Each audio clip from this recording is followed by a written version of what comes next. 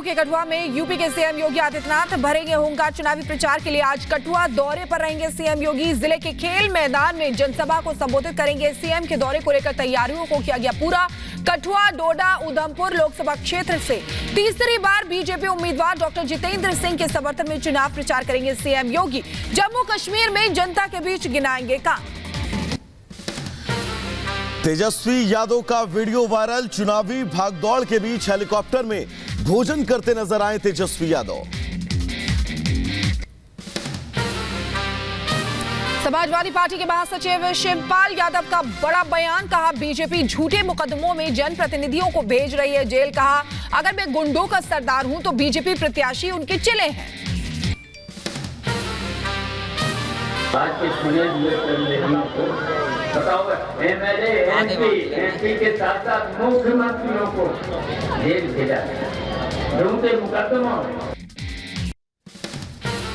हिमाचल के मुख्यमंत्री सुखविंदर सिंह सुक्खू का जयराम ठाकुर पर हमला। कहा, जनता के वोटों के आधार पर चुनी गई सरकार को गिराने का जो प्रयास जयराम ठाकुर ने किया वो लोकतंत्र की हत्या है। हिमाचल की जनता जागरूक है, 1 जून को फैसला होगा।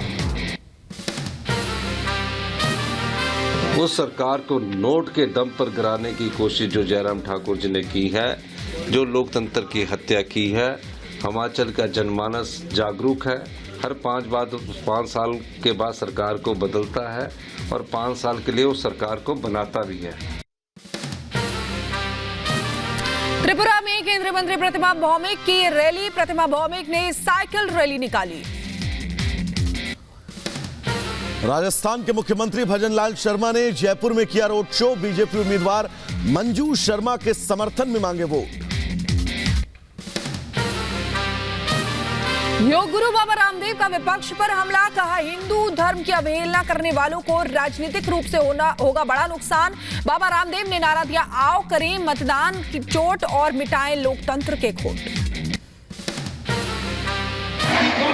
कि मर्म को न जान करके जरा से भी कोई अवहेलना करेंगे तो उनका राजनीतिक रूप से बड़ा नुकसान होगा। आओ करें मतदान की चोट और मिटाएं लोकतंत्र की खोट। तो आगे बढ़ेंगे, जहां पर आपको बता दें कि सुरजेवाला ने अपने बयान पर सफाई दी है। हेमा मालिनी पर बयान के बीच सुरजेवाला ने कहा कि उनके बयान को काट छाट कर पेश किया गया है। चुनाव आयोग ने भी सुरजेवाला को नोटिस जारी किया है।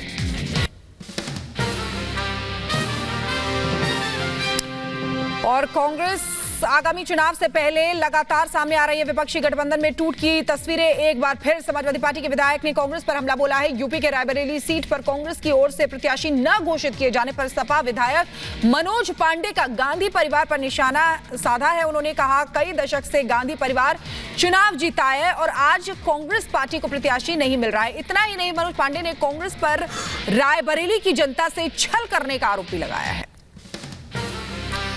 चुनाव को लेकर जारी है सियासी बयानबाजी।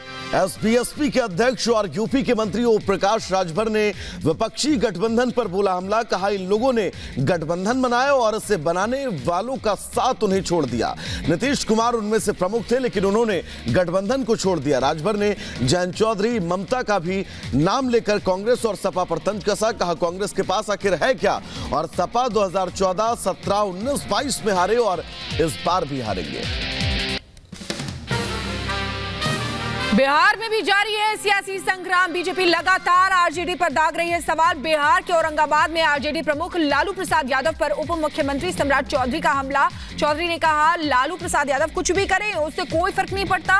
तो वहीं सम्राट चौधरी ने लालू यादव को जातीय उन्माद फैलाने की कोशिश करने वाला बताया। परिवारवाद पर भी चौधरी ने हमला करते हुए कहा, वो भ्रष्टाचारी हैं जो सिर्फ परिवार के लिए जीते हैं। चुनाव से पहले कई नेताओं के बयानों का वीडियो सोशल मीडिया पर वायरल रहा। ऐसे में यूपी के मुजफ्फरनगर सीट से लोकसभा प्रत्याशी संजीव बालियान का भी एक वीडियो वायरल हो रहा है। इस वीडियो में संजीव बालियान अपने खिलाफ साजिश रचने की बात कह रहे हैं। साजिश करने वालों को लेकर भी बालियान ने कहा कि मतगणना के बाद साजिशकर्ता को किया जाएगा बेनकाब। यूपी की मैनपुरी सीट को लेकर अभी तक खत्म नहीं हुआ सस्पेंस। बीजेपी नेता अपर्णा यादव ने मैनपुरी और रायबरेली सीट को लेकर दिया बयान। कहा, मैं अपने परिवार का आदर करती हूं, डिंपल जी मेरी जेठानी है, लेकिन अगर पार्टी जिम्मेदारी देगी तो वो भी निभाऊंगी। वहीं रायबरेली सीट को लेकर भी अपर्णा ने कहा, अगर रायबरेली से भी टिकट मिला तो प्रियंका के खिलाफ लड़ूंगी चुनाव। लोकसभा चुनाव से पहले जारी सियासी वार पलटवार। राष्ट्रीय लोकदल के अध्यक्ष जयंत चौधरी ने मंगलवार को शामली पहुंचकर सपा के अध्यक्ष अखिलेश पर बोला हमला। जयंत बोले, अखिलेश रानी देकर राजा मारना चाहते थे। अखिलेश पर तंज कसते हुए कहा कि हमें 6-7 का गणित ना समझाएं, 1 और 1 11 भी होते हैं। आपको बता दें कि मंगलवार को कैराना लोकसभा सीट से बीजेपी उम्मीदवार प्रदीप चौधरी के समर्थन में जनसभा को संबोधित करने जयंत चौधरी पहुंचे थे। मुंबई से एमएनएस प्रमुख राज ठाकरे ने किया बड़ा ऐलान। मुंबई के शिवाजी पार्क की रैली में राज ठाकरे ने लोकसभा चुनाव में बिना शर्त पीएम नरेंद्र मोदी को समर्थन देने का ऐलान किया है। राज ठाकरे ने कहा कि हमें राज्यसभा नहीं चाहिए और ना ही किसी तरह का समझौता चाहिए। हम बीजेपी, शिवसेना और एनसीपी गठबंधन का समर्थन करेंगे। तो वहीं कांग्रेस नेता ने राज ठाकरे पर बोला हमला। कहा, राज ठाकरे दिल्ली के सामने झुक गए हैं, महाराष्ट्र को कोई फर्क नहीं पड़ने वाला है।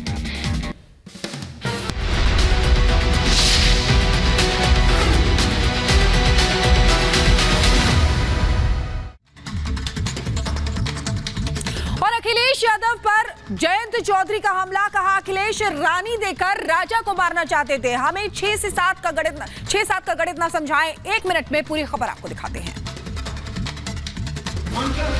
राष्ट्रीय लोकदल के अध्यक्ष जयंत सिंह ने शामली में अखिलेश यादव पर जमकर निशाना साधा। कैराना लोकसभा सीट से बीजेपी उम्मीदवार के पक्ष में प्रचार करने पहुंचे जयंत ने कहा कि अखिलेश हमें 6 और 7 का गणित ना समझाएं, 1 और 1 11 भी होते हैं। दरअसल जयंत ने अखिलेश यादव को उस बयान पर तंज किया जिसमें उन्होंने कहा था कि सपा जयंत को 7 सीटें दे रही थी, अब उन्हें 2 सीटें ही मिली। बताइए 2 ज्यादा होते हैं या 7? सीधी सी बात है, लोकदल एनडीए में शामिल हुआ है। उन सब से अपने जो लोग हैं, समर्थक है, उनसे अपील करने आया हूँ। सबकी वोट कीमती है, हर वर्ग की वोट हमें चाहिए। जातिवाद से ऊपर उठकर किसान की बात को मजबूत करने के लिए।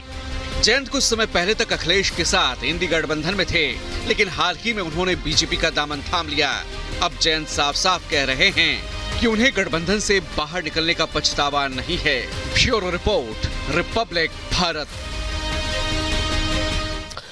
सारण से लोकसभा चुनावी मैदान में उतरी प्रत्याशी के ऊपर लगातार कटाक्ष किए जा रहे हैं। इसी सिलसिले में एक बार फिर से सारण से चुनावी मैदान में उतरी रोहिणी आचार्य पर सियासी हमला जारी है। रिपोर्ट आपको दिखाते हैं। जब से लालू की बिटिया रोहिणी आचार्य सारण के चुनावी मैदान में उतरी हैं, तब से सियासी बयानबाजी चरम पर है। इस बार बीजेपी नेता सुहेली मेहता ने रोहिणी के प्रचार प्रसार पर सवाल उठाए।